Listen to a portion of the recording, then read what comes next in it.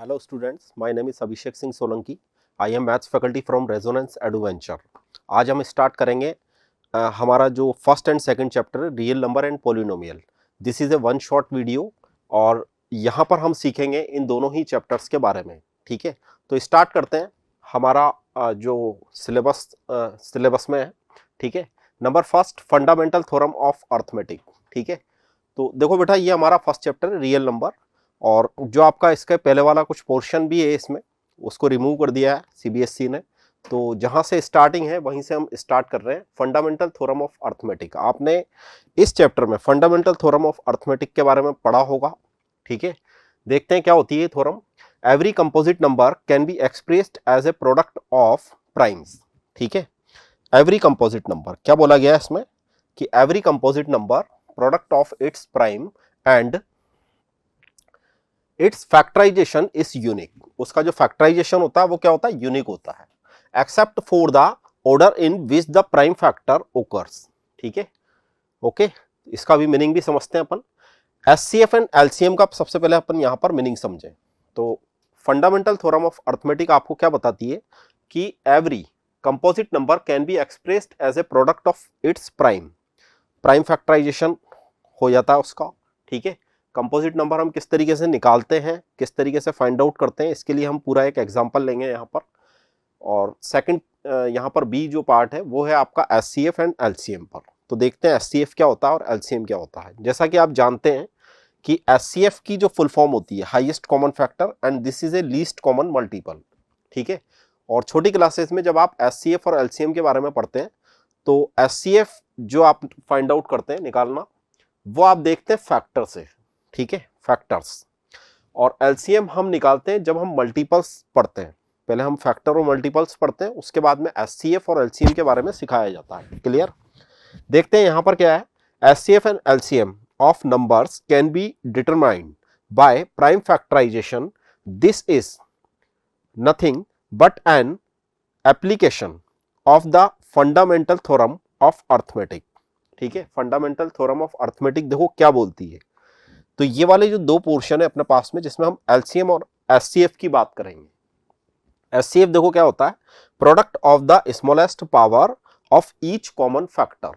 Product of the smallest power, यहां पर हम क्या देखते हैं, स्मॉलेस्ट पावर को देखते हैं एचसीएफ के लिए. किसमें, कॉमन फैक्टर में. किसमें देखना है, जो आपके कॉमन फैक्टर्स होते हैं उसकी स्मॉलेस्ट पावर. ठीक है, जो फैक्टर कॉमन नहीं होते उनको यहां पर नहीं लिया जाता एचसीएफ में. एलसीएम का मीनिंग देखें, product of the biggest power. ठीक है, biggest power of each prime factor. Each prime factor, यहां पर हम बिगेस्ट पावर की बात करेंगे.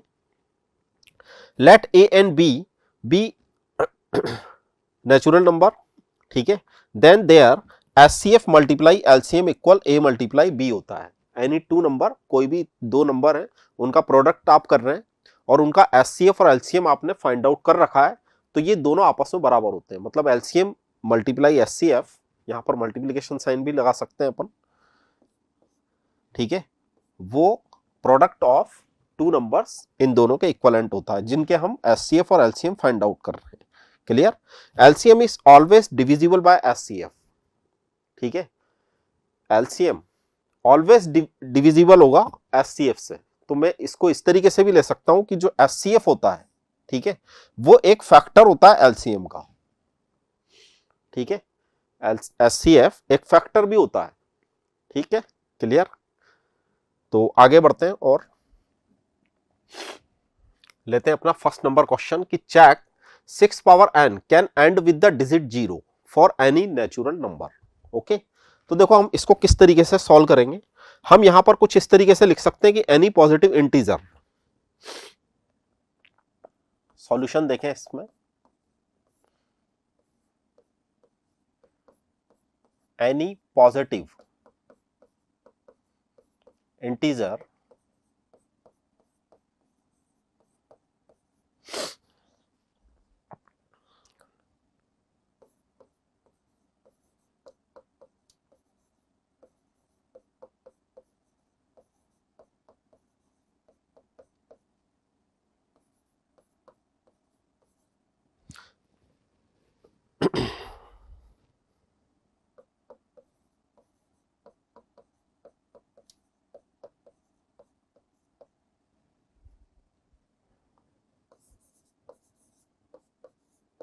देखो यहाँ पर एक छोटा सा कंसेप्ट है जिसको सीखने की कोशिश करें।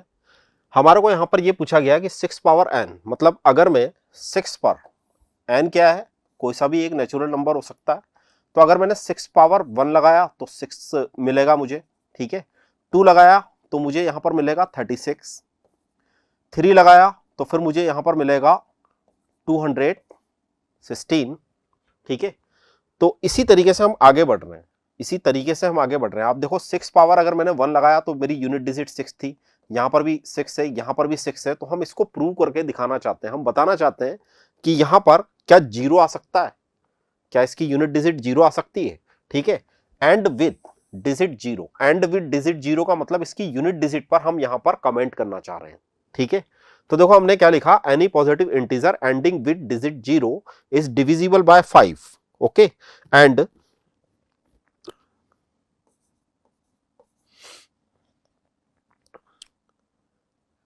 एंड की जगह अपन इस तरीके से लिख लेते हैं इसको कि सो इट्स प्राइम फैक्टराइजेशन, ठीक है, इट्स प्राइम फैक्टराइजेशन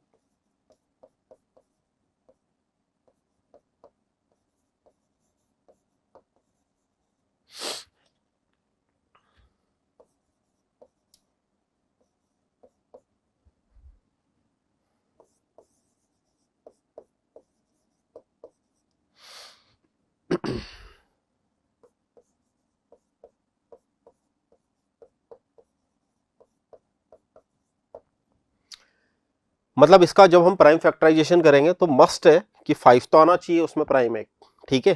तो हम इसको करके देखते हैं एक बार। मैंने यहां पर 6 पावर n को लिखा, तो 6 को हम लिख सकते हैं बेटा 2 × 3 होल पावर n, ठीक है। और इसको मैं लिख सकता हूं further 2 power n × 3 power n, okay. तो prime factorisation of 6 power n is 2 and 3 और 5 डज नॉट ऑकर। यहां से हम क्या देख पा रहे हैं, 5 डज नॉट,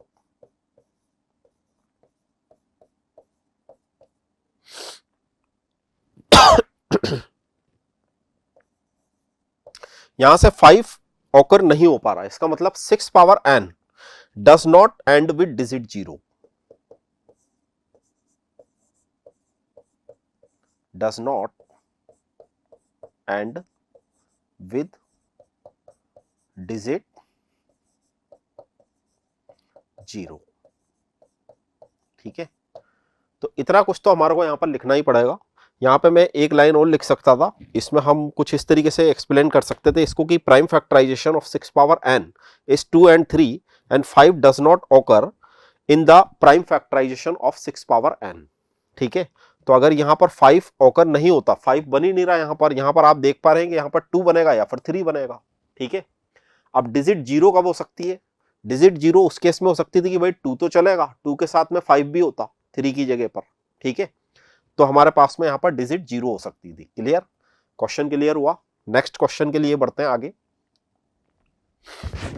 देखो नेक्स्ट क्वेश्चन है, find the largest number which divide 70 and 125 leaving remainder 5 and 8, ठीक है।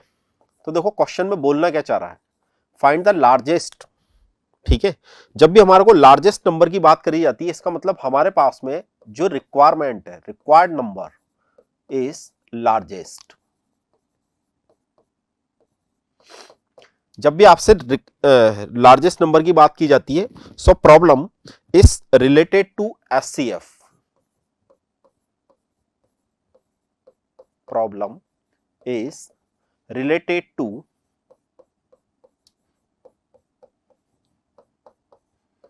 एचसीएफ, ठीक है। एचसीएफ से रिलेटेड प्रॉब्लम है।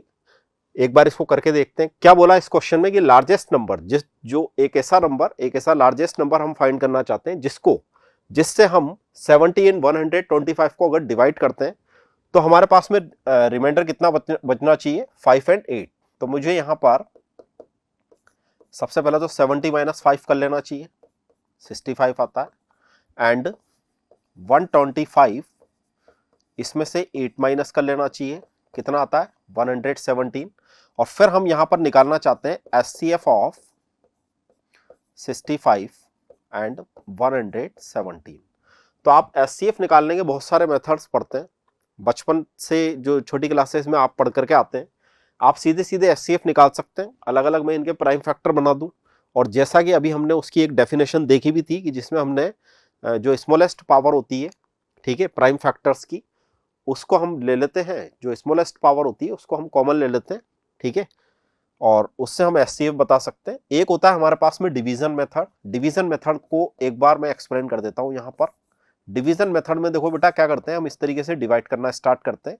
ये 1 टाइम डिवाइड होगा और 65 आपको मिल जाएगा यहाँ पर, ठीक है। तो यहाँ कितना मिला, सॉरी, यहाँ अपने को मिलेगा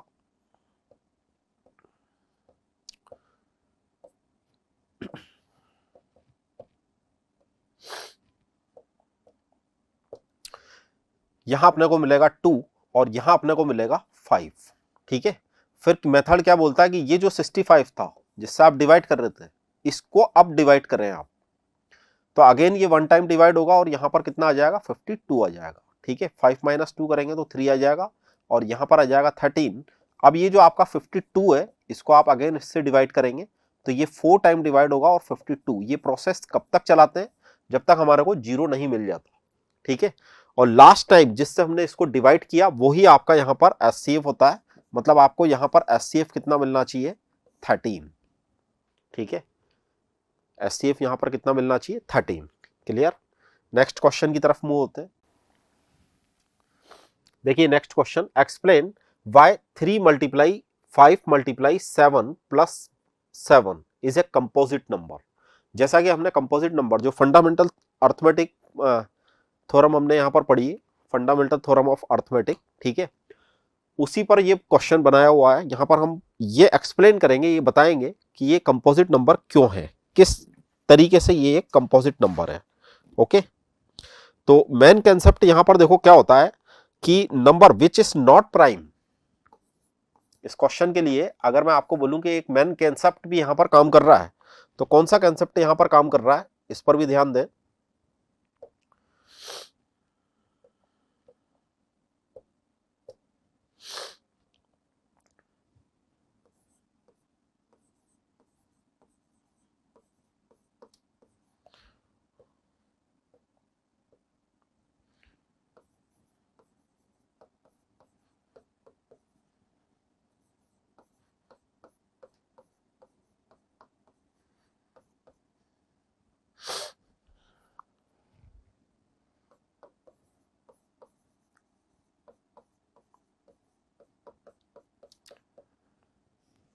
देखो मेन कंसेप्ट यहां पर क्या काम कर रहा है कि a number which is not prime, जो नंबर प्राइम नहीं है वो कंपोजिट है, ठीक है, उसको हमने कंपोजिट बोल दिया।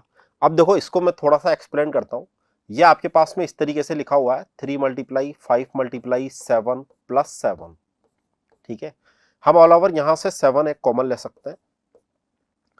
तो जब आप यहां से 7 कॉमन लेंगे तो आपको मिलेगा 3 × 5 + 1, क्लियर, और 7 मल्टीप्लाई, यहाँ पर 3 × 5 + 1 आप करेंगे तो मिलेगा 16, और 16 के बाद में आप देखो यहाँ पर जब मैंने इसके प्राइम फैक्टराइजेशन करे, number which is not prime, ठीक है, तो जब मैं इसको लिखने की कोशिश करूंगा तब तो मैं 2 × 2 × 2 × 2 इस तरीके से इसको लिख सकता हूं, clear. So number is not prime, so number is not prime, ये नंबर प्राइम नहीं है, इसलिए ये नंबर क्या होगा, हैंस इट इज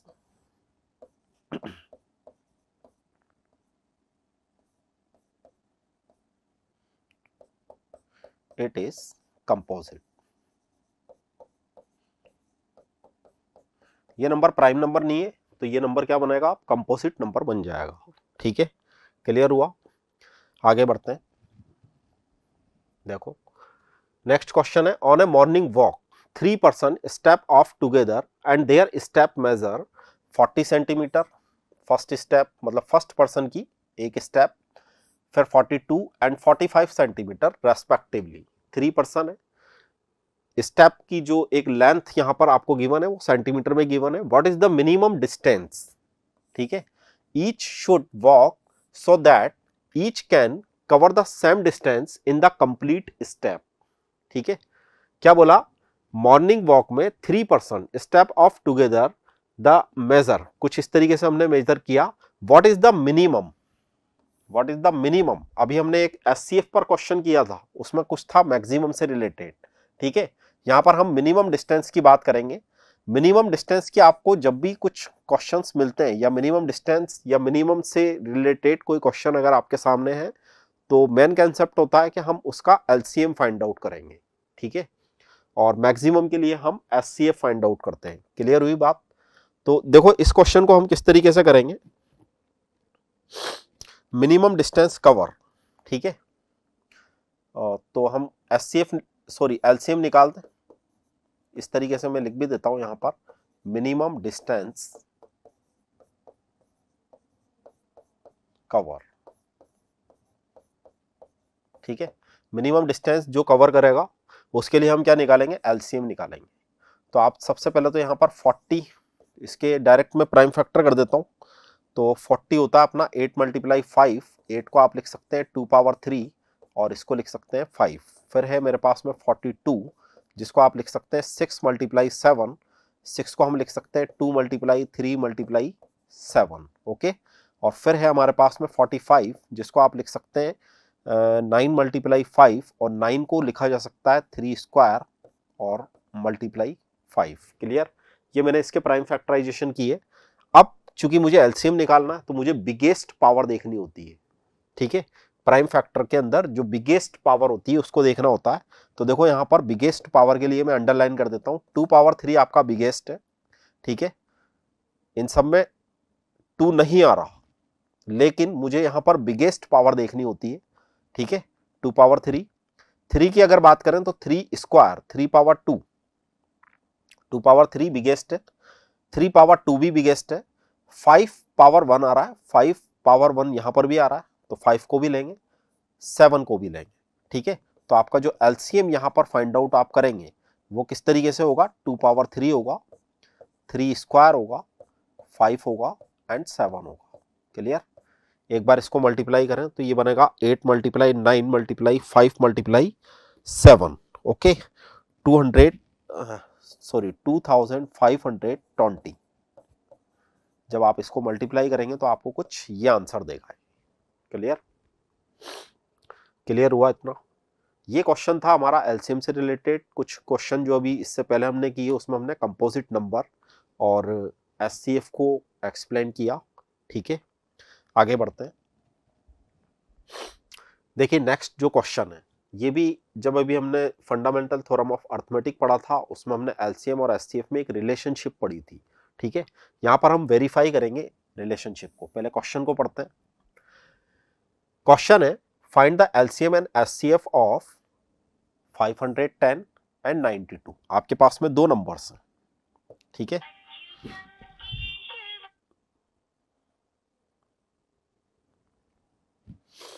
आपके पास में दो नंबर्स हैं।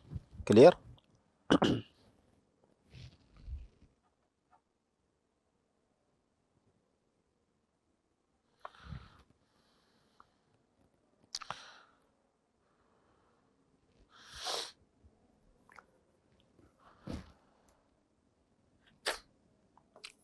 देखिए सॉल्व करते हैं क्वेश्चन को।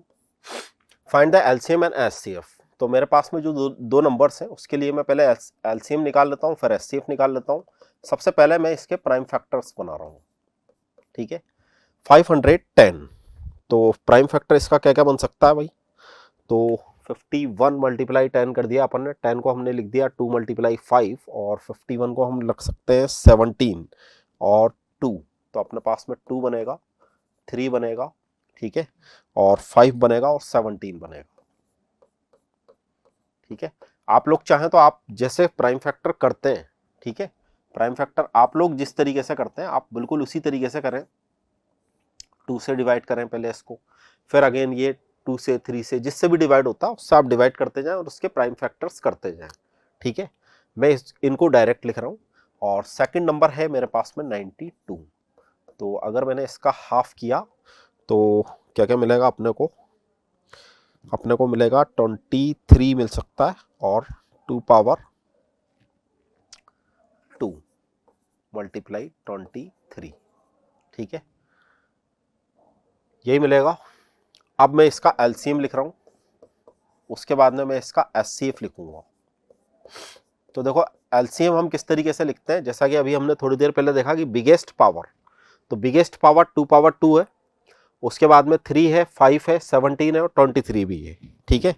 तो बिगेस्ट पावर में हम यहां पे लिख रहे हैं 2 पावर 2, 3, 5, 17 एंड 23। इसको एक बार मल्टीप्लाई करके चेक करेंगे अभी। और इसके बाद में एचसीएफ की अगर बात करें तो एचसीएफ होती है हमारी स्मॉलेस्ट पावर, ठीक है। ध्यान से देखना, एचसीएफ आप किस तरीके से निकालते हैं, जो स्मॉलेस्ट पावर है, कॉमन भी होना चाहिए। तो 2 तो कॉमन आ रहा है ना, 2 कॉमन आ रहा है। अब देखो 3 कॉमन नहीं है, 5 भी कॉमन नहीं है, 17 भी कॉमन नहीं है, 23 भी कॉमन नहीं है, तो मुझे इसका एचसीएफ तो 2 ही लिखना पड़ेगा। क्लियर, एचसीएफ मुझे इसका 2 लिखना पड़ेगा। अब आपको आगे इसने बोला गया है कि verify relationship LCM multiply HCF equal product of the two numbers, ठीक है। तो हम यहां पर वेरीफाई किस तरीके से करेंगे इसको, देखो वेरीफाई किस तरीके से करेंगे। क्या मैं यहां पर एलसीएम को मल्टीप्लाई करना चाहता हूं एचसीएफ से, जो a मल्टीप्लाई b होना चाहिए, where a and b, a is a this and b is a 92, ठीक है। a मेरे पास में कितना है 510 है और b मेरे पास में यहां पर कितना है 92 है। क्लियर, इन दोनों को आपस में मल्टीप्लाई करते हैं पहले। तो एचसीएफ मेरे पास में एक बार इसको मल्टीप्लाई कर लें, ये बनेगा 4 3 4 3 12 60 और इसको एक बार अपन मल्टीप्लाई करें,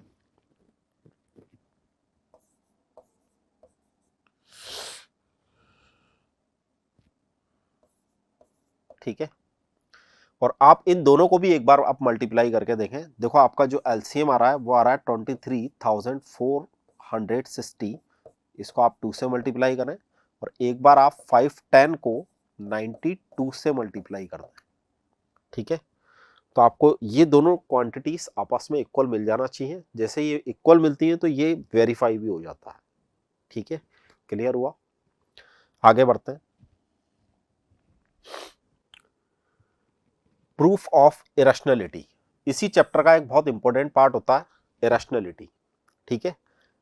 इरेशनल नंबर्स, जैसा कि आप पढ़ते आए हैं, rational and irrational numbers. Rational number आप उनको बोलते हैं कि जिनको हम पी अपॉन क्यू की फॉर्मेट में डिफाइन कर सकते हैं। इरेशनल नंबर हम देखो किसको बोलते हैं,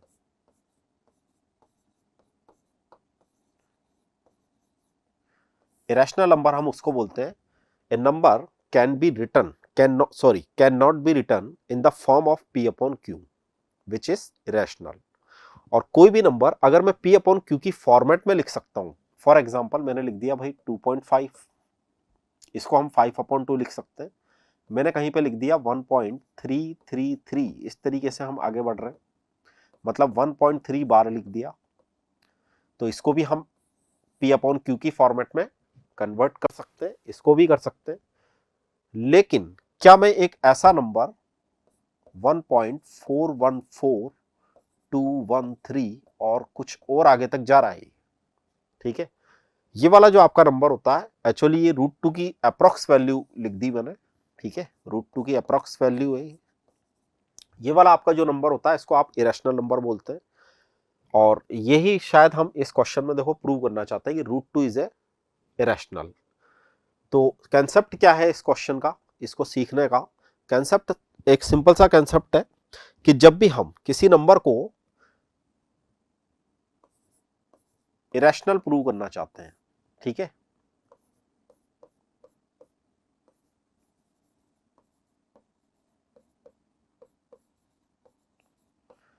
√2 इज रैशनल, तो उसको हम सबसे पहला काम तो क्या करें कि इसको हम रैशनल एज्यूम कर लें, ठीक है। इसको हम रैशनल एज्यूम कर लें, इसको अपन रफ कर देते हैं, ये अपन ने केवल सीखने के लिए समझने के लिए लिख लिया।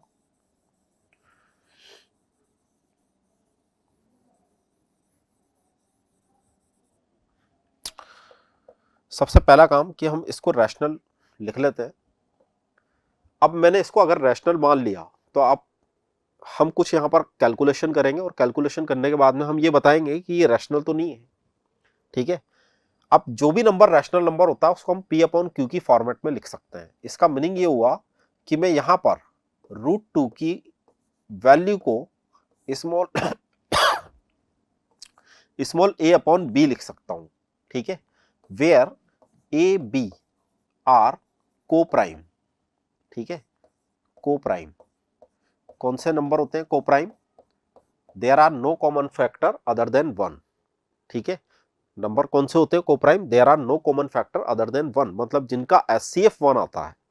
तो मैंने यहां पर जो a अपॉन b एज्यूम किया है, ठीक है, वो मैंने ऐसे वाले नंबर एज्यूम नहीं करा कि मैंने 4/6 एज्यूम कर लिया हो, ठीक है।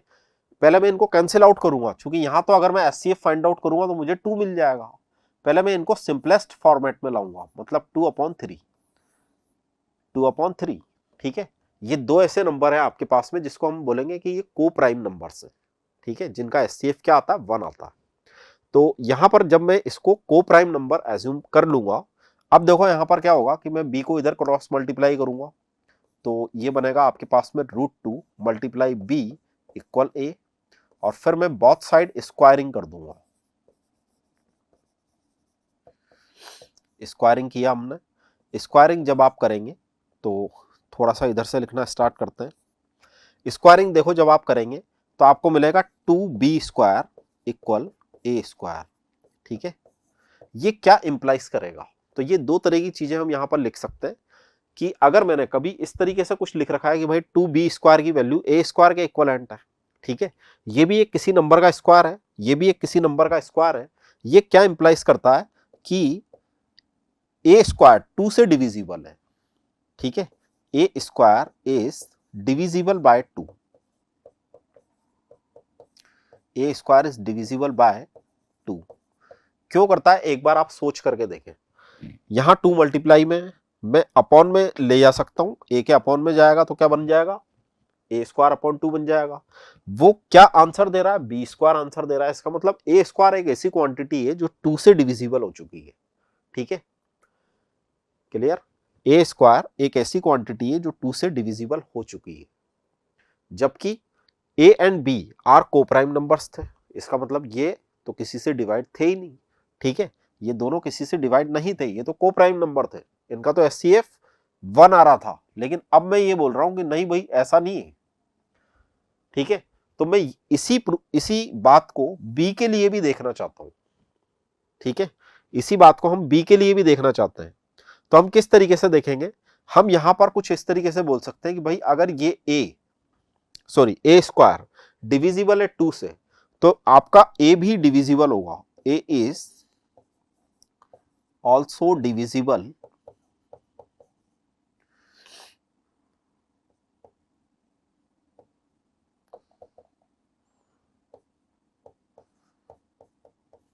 बाय 2, ठीक है, ऑल्सो डिविजिबल बाय 2। देखो आप अगर कोई भी नंबर देखो 2 से डिविजिबल है तो आप इस तरीके से सोचें कि जैसे 12 एक नंबर है 2 से डिवाइड हो जाता है, 6 एक नंबर है 2 से डिवाइड हो जाता है, ठीक है। तो मैं उसको 2 के मल्टीपल की फॉर्मेट में लिख सकता हूं, मतलब 2 मल्टीप्लाई c करके मैं लिख सकता हूं, बिल्कुल लिख सकता हूं। ये मेरे पास में इक्वेशन नंबर 1 है। और इक्वेशन नंबर 1 में अगर मैंने 2b² इक्वल a² लिख रखा है तो मैं a के प्लेस पर 2c लिख सकता हूं। तो यहां पर मैं 2c का स्क्वायर करूंगा, फर्दर कैलकुलेशन करेंगे तो यहां पर आपको मिलेगा 2b² इक्वल 4c², ठीक है। 2 से इसको आप कैंसिल आउट कर दें 2 टाइम और आपको फाइनली एक ऐसा रिजल्ट मिलेगा b² इक्वल 2c², ठीक है। इसको आप दें इक्वेशन नंबर 2, क्लियर। अब देखो यहां पर भी कुछ ऐसा ही है जैसा कुछ यहां पर हो रहा था। यहां पर क्या हो रहा था कि ये एक नंबर है, ये भी एक नंबर है, इधर 2 से मल्टीप्लाई हो रहा है, तो मैं इस 2 को इसके अपॉन में रख सकता हूं। इसका मतलब मैं ऐसा कुछ बोल सकता हूं कि b² इज डिविजिबल, ठीक है, b² is divisible by 2। b² किसको डिवाइड कर मतलब किससे डिवाइड हो रहा है? 2 से, तो b भी डिवाइड होगा, ठीक है। But a and b are coprime, लेकिन ये दोनों ही 2 से डिवाइड हो रहे हैं, ठीक है। इसका मतलब हमारा कॉन्ट्राडिक्स हो गया है, ठीक है। आवर एजम्पशन इज फॉल्स, आप चाहें तो इसको लिखते जाएं जो जो मैं बोल रहा हूं, आवर एजम्पशन इज फॉल्स। तो आप इस तरीके से बोल सकते हैं कि अगर हमारी एजम्पशन फॉल्स होगी तो हमने तो इसको क्या माना था, एक रैशनल नंबर माना था, ठीक है। तो आपका √2 कैसा हो जाएगा, इरेशनल नंबर हो जाएगा, ठीक है। √2 इज इरेशनल। कंसेप्ट समझ में आया? आपका √2 एक कैसा नंबर हो जाएगा, इरेशनल नंबर बन जाएगा, ठीक है। एक बार और इस कंसेप्ट को यहां पर सीखने की कोशिश करो। आपको जब भी कोई ऐसा क्वेश्चन मिलता है कि भाई √2 इज ए इरेशनल, तो मुझे इरेशनल पर जाना है ना, देखो इरेशनल बताना है उसको, तो इसीलिए हमने यहां पर सबसे पहला काम क्या किया कि हमने इसको रैशनल एज्यूम कर लिया, ठीक है। हमने सबसे पहला काम क्या किया, इसको रैशनल मान लिया। रैशनल अगर आप किसी भी नंबर को बोलते हैं तो वो A/B P/Q फॉर्मेट होता है, ठीक है। Where A and B are coprime number, मतलब जिनका SCF क्या होता है, 1 होता है। अब मैं इसको सॉल्व करना स्टार्ट करता हूं, तो मैंने इसको क्रॉस मल्टीप्लाई किया, स्क्वायर किया बोथ साइड, तो मुझे मिला 2B² इक्वल A²। इससे हम क्या इंप्लाइज कर सकते हैं, इससे हम ये बता सकते हैं कि भाई A² डिविजिबल है 2 से, A भी डिवाइड होगा 2 से। बिल्कुल इसी तरीके से अगर A डिवाइड होगा तो A किसी ना किसी 2 के साथ में किसी नंबर का मल्टीपल होगा, ठीक है। अगर मैं आपको बोलता हूं कि भाई A डिविजिबल है 2 से, ठीक है, तो मैं किसी नंबर के साथ में उसको इस फॉर्मेट में लिख सकता हूं, बिल्कुल लिख सकता हूं कि मैंने इसको A=2C लिख दिया। अगेन फिर हम यहां पर 2B² इक्वल 2C² हमने रखा, इसको थोड़ा सा हमने सॉल्व किया। सॉल्व करने के बाद में आप बता सकते हैं कि B² is divisible by 2 and B is also divisible by 2, ठीक है। फिर हम क्या लिखेंगे, our assumption is false because A and B both are divisible by 2, दोनों ही 2 से डिवाइड होते हैं। अब हमारी एजम्पशन अगर फॉल्स होती है तो हम √2 को एक इरेशनल नंबर बता सकते हैं, ठीक है। ओके, बढ़ते हैं आगे। लेकिन उसके पहले एक बात और, कि क्वेश्चन आपका √2 पर बने, √3 के लिए बने, √5 के लिए बने, ठीक है। मोस्ट ऑफ तो इन्हीं पर बन जाते हैं क्वेश्चंस बेसिक, ठीक है। क्योंकि ये जो हम वीडियो दे रहे हैं आप लोगों को, ये 10th जो बेसिक पेपर आता है, ठीक है, उसके लिए, तो मोस्ट ऑफ क्वेश्चन √2 √3 या √5 पर बन जाता है, ठीक है। मोस्ट ऑफ चांसेस इन्हीं के होते हैं, ठीक है। क्लियर हुआ इतना? अब अगर आपका क्वेश्चन बनता है बेटा √3 पर या √5 पर, तो आपको यहां पर √2 लिखना है, सॉरी √3 लिखना है। √3 लिखेंगे तो यहां पर 3 से डिविजिबिलिटी बता देंगे आप, 3 से डिवाइड हो रहा है। √5 के लिए आप 5 से डिवाइड कर देंगे, तो जहां जहां मैंने 2 लिखा वहां वहां आप 5 लिख सकते हैं, 3 लिख सकते हैं, ठीक है। कभी अगर √7 पर क्वेश्चन बन करके आ जाता तो आप √7 लिख दें, कोई प्रॉब्लम नहीं है, ठीक है। बढ़ते हैं आगे नेक्स्ट क्वेश्चन के लिए। देखिए next question, prove that 3 minus √5 is an irrational. अब इसको हम प्रूव करना चाहते हैं।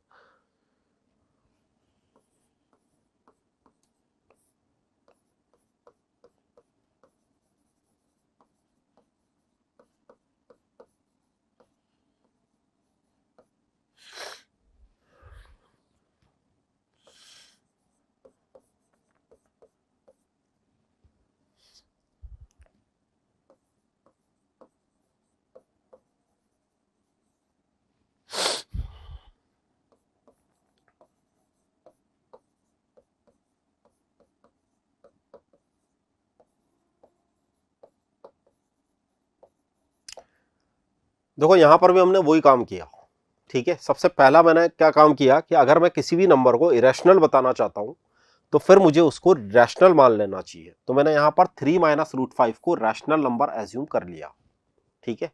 अब रैशनल नंबर क्या होता है आप लोग बहुत अच्छी तरीके से जानते हैं। तो जैसे आप इसको इस तरीके से एज्यूम करोगे तो आप यहां पर 3 माइनस √5 इक्वल A/B करके लिख सकते हैं, ठीक है। 3 माइनस √5 आप क्या लिख सकते हैं, A/B करके इसको लिखा जा सकता है। क्लियर हुई बात, ठीक है। Where A and B are coprime, यहां पर मैं इस तरीके से लिख देता हूं A/B आर को प्राइम,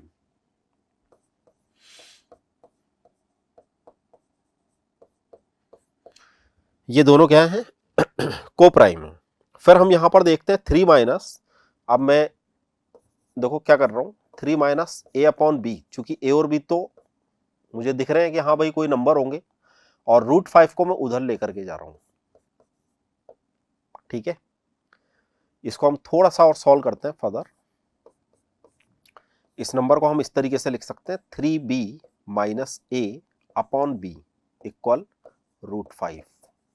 अब देखो ऐसे क्वेश्चंस में क्या करना होता है, जब हमारे को सीधे सीधे कोई क्वेश्चन मिलता है कि भाई √2 √3 √5 इसको आप इरेशनल प्रूव करें, ठीक है, तब तो अभी हमने थोड़ी देर पहले एक क्वेश्चन कराया। कंसेप्ट यहां पर भी कुछ वैसा ही है, लेकिन यहां पर थोड़ी सी कैलकुलेशन आप कम कर सकते हैं। क्यों कर सकते हैं, रीजन सुने उसका, कि मुझे यहां पर कुछ ऐसा गिवन है कि 3 माइनस √5, ठीक है, 3 माइनस √5, तो 3 तो आपको एक रैशनल नंबर दिख ही रहा है, √5 पर थोड़ा सा कंफ्यूजन है, तो उस कंफ्यूजन को हम किस तरीके से दूर कर रहे हैं कि 3 माइनस √5 इक्वल ए अपॉन बी। ए अपॉन बी को आप इधर लाएं, इसको आप फर्दर थोड़ा सा सॉल्व करेंगे। अब चूंकि a and b are coprime numbers, a and b are real numbers, actually a and b are real numbers हैं यहां पर, ठीक है, a and b are integers, a and b are integers, ठीक है, लेकिन जब मैं इसको सॉल्व करूंगा, ये तो इंटीजर है, तो मुझे कुछ ना कुछ तो मिलेगा, ठीक है, आप यहां पर ए और बी की कुछ भी वैल्यू पुट करके देख लें, एनी इंटीजर, ठीक है ना, एनी इंटीजर, क्या बोल रहा हूं मैं कि कोई सा भी इंटीजर आप यहां पर पुट करके एक बार देखें, तो आपको ये वैल्यू कुछ ना कुछ तो आंसर देगी, कुछ ना कुछ रियल आंसर देगी, ठीक है, बट √5 इज इरेशनल।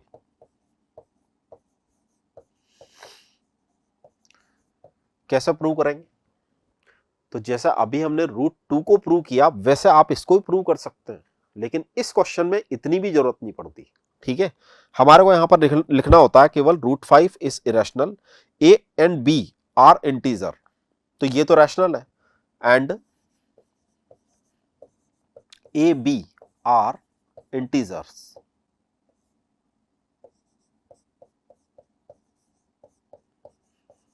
ठीक है, ए और बी आपके पास में क्या है, इंटीजर्स हैं, और इंटीजर, और ये जो आपके पास में वैल्यू आती है 3b माइनस ए अपॉन बी इस रैशनल।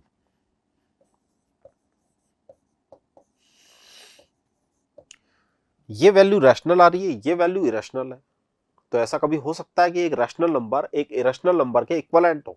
बिल्कुल भी नहीं हो सकता, इसका मतलब हमारी अजम्पशन फॉल्स हो चुकी है, ठीक है, so our assumption is false, and यहां लिख देते हैं आगे, ठीक है, our assumption is false, so 3 minus √5 is irrational.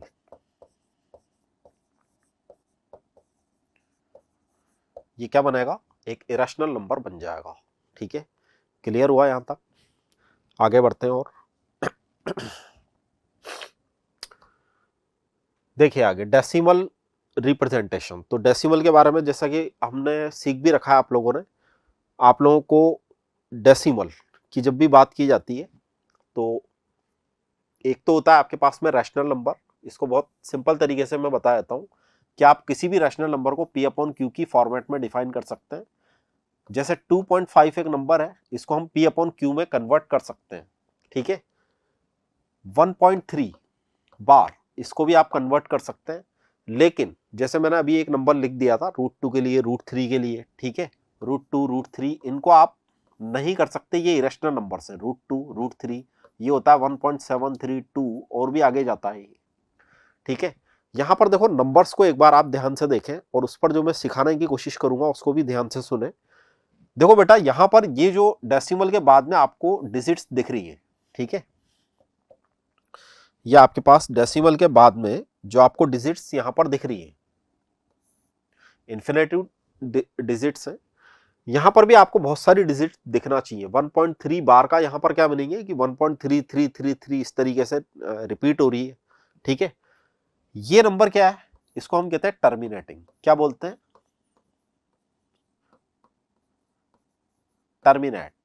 Terminating decimal, ठीक है, इसको हम कहते हैं नॉन टर्मिनेटिंग, इसको हम कहते हैं रिपीटिंग, जहां पर कुछ ना कुछ रिपीट हो रहा है, जैसे 1 डिजिट बार बार रिपीट हो रही है, 2 डिजिट बार बार रिपीट हो रही है, उसको हम बोलते हैं रिपीटिंग रिकरेंसिंग, ठीक है। और इसको हम बोलते हैं नॉन टर्मिनेटिंग, इसको हम क्या बोलते हैं, नॉन टर्मिनेटिंग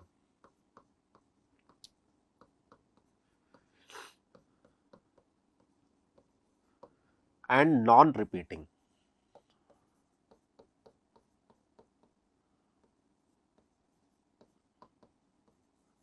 ठीक है। Non terminating and non repeating, repeating भी नहीं है। रिपीटिंग का मीनिंग क्या है कि जैसे 732 आया तो भाई बार बार 732 732 इस तरीके से रिपीट होने लग जाता, तो फिर मैं उस नंबर को इरेशनल नहीं बोल सकता, ठीक है। कोई भी नंबर अगर नॉन टर्मिनेटिंग और नॉन रिकरिंग मतलब उसमें कोई डिजिट बार बार रिपीट नहीं हो रही है, ठीक है, तो वो डेफिनेटली एक इरेशनल नंबर होगा, वो डेफिनेटली कैसा होगा, एक इरेशनल नंबर होगा, ठीक है। अब इसको पढ़ते हैं। Let x be rational number whose decimal expansion terminate, then x can expressed in the form of p upon q where p and q are co-primes, ठीक है। अगर ये टर्मिनेट हो रहा है तो x can be expressed in the form of p upon q where p and q are co-prime, यहां पर देखो p और q क्या होना चाहिए, co-prime, and prime factorization of q of the form 2 power m 5 power n। तो ये भी एक इंपॉर्टेंट पॉइंट है कि अगर आप 2 और 5 को मल्टीप्लाई करेंगे, इसके अलावा आप कोई सा भी नंबर उठा करके देख लें, आपको डिजिट जीरो नहीं मिलेगी, ठीक है। आप जब 2 और 5 को मल्टीप्लाई करेंगे मतलब 2 पर जितनी पावर है, ये पावर में है, ठीक है, 2 पावर m है, ये 5 पावर n है, क्लियर। ये 2 पावर m है, ये 5 पावर n है, 5n नहीं है, 2m नहीं है, ठीक है। Where m and n are non negative integers, ये नॉन नेगेटिव इंटीजर्स होने चाहिए, नॉन नेगेटिव इंटीजर्स का मतलब होल नंबर्स, ठीक है। Second point, let x equal p upon q be a rational number such that the prime factorization of q is not of the form of this, ठीक है, where m and n non-negative integer then x has a decimal expansion which non-terminating repeating, ठीक है। वो ये पूरा concept हम केवल इतनी सी बात पर सीख चुके हैं। कोई भी नंबर अगर नॉन टर्मिनेटिंग नॉन रिपीटिंग है तो आप नंबर देख करके बता सकते हैं कि ये नॉन टर्मिनेटिंग है, नंबर देख करके बता सकते हैं कि ये नॉन रिपीटिंग है, ठीक है, या फिर ये रिपीटिंग है और टर्मिनेट हो रहा है। टर्मिनेट हो रहा है मतलब अगर मैं आपको कुछ इस तरीके से बोलूं कि भाई आप जैसे 25 है या 20 है और आप 6 से इसको डिवाइड करें, ठीक है, 6 से इसको डिवाइड करें, तो देखो आप जब आप इसको डिवाइड करोगे तो किस तरीके से होगा, आपने इसको डिवाइड करा, ये 3 टाइम गया, इधर 18 आ गया, फिर इधर 2 बच गया, ठीक है, फिर आप यहाँ पे 20 लिख देंगे, उसके बाद में फिर ये अगेन डिवाइड होता हुआ जाएगा, तो ये बार बार ही तो 2 यहाँ पर आएगा क्योंकि ये अगेन 3 टाइम जाएगा, 18 आएगा, माइनस करेंगे फिर 2 आ जाएगा, ठीक है। तो ये क्या हो रहा है कि रिपीट हो रहा है। एक नंबर ऐसा कि अगर मैं आपको बोलूं कि आप 5 अपॉन 2 करें तो डेफिनेटली आपको आंसर क्या मिलेगा, 2.5 मिलेगा, ठीक है। टर्मिनेट हो गया, ये आगे नहीं बढ़ रहा, टर्मिनेट होने का मतलब क्या हो गया, आगे नहीं बढ़ना, ठीक है। नॉन टर्मिनेट का मतलब क्या हो गया, इसमें पता ही नहीं है भाई कहां तक जाना है, लेकिन नॉन टर्मिनेट ये भी है, ठीक है, ये भी टर्मिनेट तो नहीं हो रहा लेकिन इसमें रिपीटिंग है, इसमें नॉन रिपीटिंग है।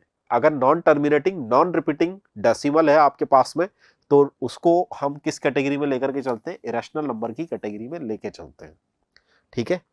Non terminating repeating, clear. इस पर भी क्वेश्चन देखते हैं,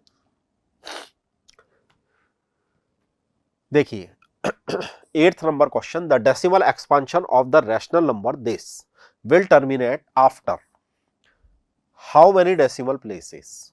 तो देखो इस क्वेश्चन को पहले करते हैं, अच्छा ये एक अलग क्वेश्चन है छोटा सा, ठीक है, इस क्वेश्चन को भी करेंगे, इसके साथ ही इंक्लूड है, क्लियर।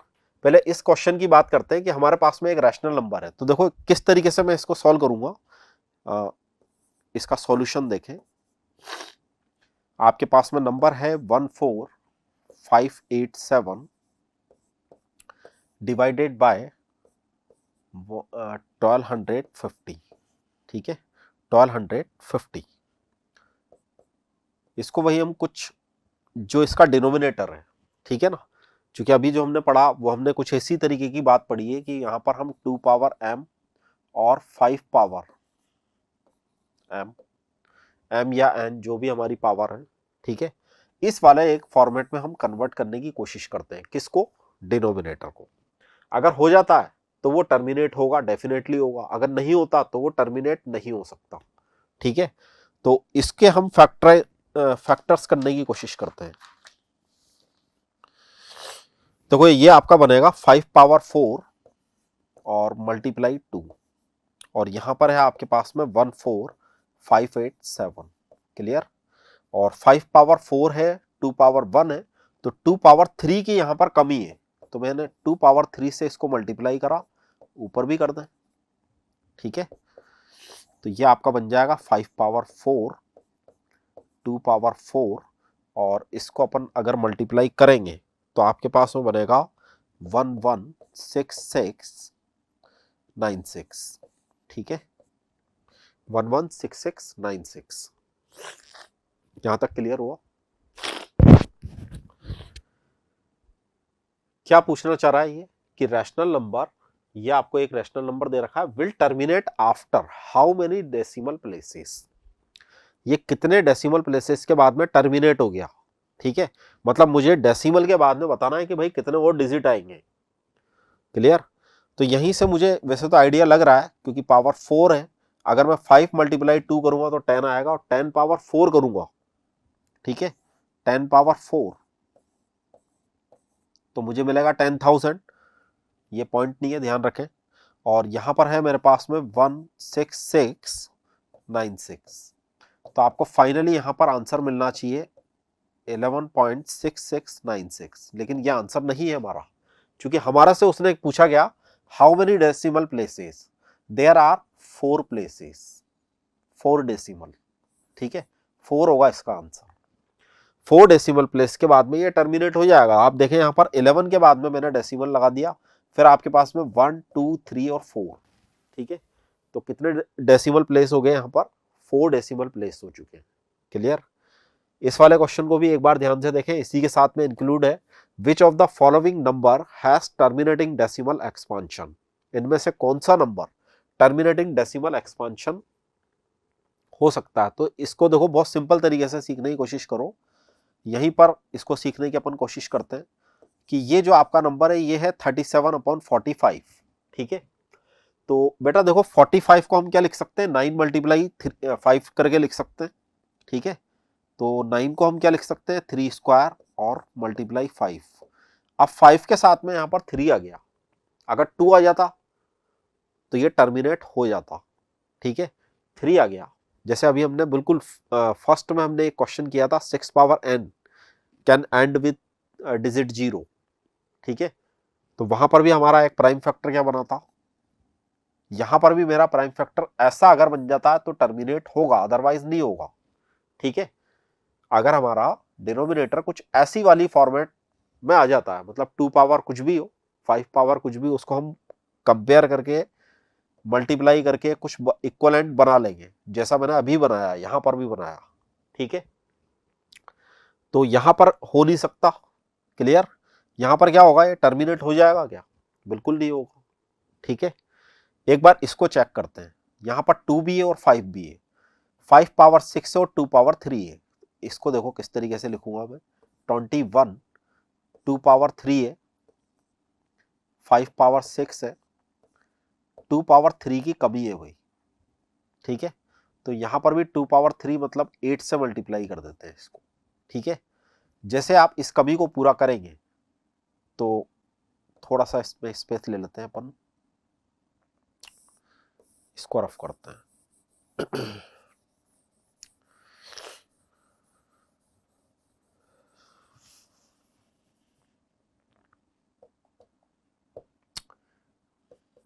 देखो इसको, ये बनेगा 21 मल्टीप्लाई 8, और यहां पर आपके पास में 2 पावर और 5 पावर, दोनों पर पावर कितनी बन जाएगी? 6 बन जाएगी, ठीक है। और यहां पर जैसे ही ये पावर बनेगी आपको ये मिलेगा, अब इसको मल्टीप्लाई आप करो मत करो, लेकिन आप इसको देख करके, केवल इसी को देख करके या फिर केवल इसी को देख करके आप बता सकते हैं कि ये एक टर्मिनेटिंग डेसिमल होगा या नॉन टर्मिनेटिंग डेसिमल होगा। ठीक है, अगर आपको इसका डिनोमिनेटर 2 × 5 वाली कुछ फॉर्मेट में दिख रहा है तो डेफिनेटली ये टर्मिनेट हो जाएगा। ये टर्मिनेट नहीं हो सकता, क्योंकि यहां पर मैंने क्या लिख रखा है 17/49, 49 इज ए 7 स्क्वायर, और 7 भी कभी भी आप 7 पे देखो कितनी पावर लगा दो आपको डिजिट 0 नहीं मिलेगी। ठीक है, 7 आएगा, फिर 49 तो 9 आ गया, फिर आप पावर 3 लगाएंगे तो यूनिट डिजिट बनती है 3। ठीक है, तो ये भी क्या होता है कि भाई नॉन टर्मिनेटिंग है। ये वाला तो ठीक है, ये भी नहीं हो पा रहा, और बिल्कुल इसी तरीके से ये वाला भी एक बार हम चेक करें तो यहां पर आपको 2 और 3 दिख रहा है, तो बेटा ये भी नहीं होगा। ठीक है, क्लियर। इस पर बस ऐसे ही छोटे छोटे कुछ क्वेश्चंस यहाँ पर बनते हैं, उसको बस लिखना आना चाहिए। ये जैसा हमने लिखना सीखा, बिल्कुल आप इसको भी यहाँ पर थोड़ा सा इस तरीके से एक्सप्लेन कर सकते हैं कि 8 पावर 9 है, यहाँ पे 2 पावर 2 है और 3 पावर 2 है। ठीक है, तो हम बता सकते हैं कि denominator can not be expressed in the form of 2 power m and 5 power m। अगर इस तरीके से हम इसको नहीं लिख पा रहे हैं तो फिर ये नॉन टर्मिनेटिंग में चल जाएगा, अदरवाइज ये टर्मिनेटिंग होगा। ठीक है, आगे बढ़ते हैं।